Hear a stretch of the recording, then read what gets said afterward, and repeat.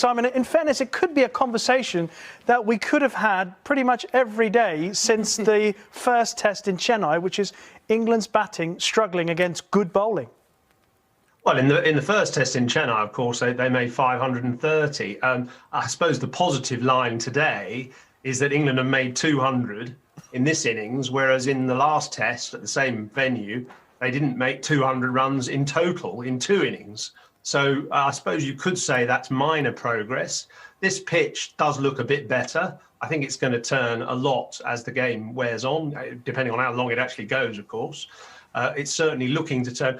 I feel a bit sorry for the England batsmen, actually. I feel some sympathy because, as we sort of talked about in the last test match, and I've done some sums since as well, the stumps are actually now 37% bigger than they were in, say, Andrew Strauss's era. And I don't mean to sound that as making it easier for batting in his era, but because of DRS and now giving batsmen out when the ball is just clipping the stumps or shaving the stumps even, it means that the stumps the wicket is actually wider in the umpire's perception than it was, 10 years or so ago before DRS. And it means that the batsman can't use their pad as a first line of defence, because in the olden days, you'd put your pad out in front of the bat often, hide your bat behind your pad, push your pad out to the spinners, and you wouldn't get given out LBW because the umpires would say, well, you're probably outside the line, or the ball was missing leg or missing off or whatever.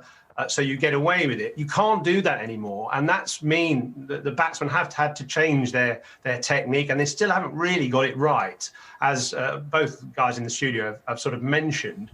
So old habits are still percolating into England's batting.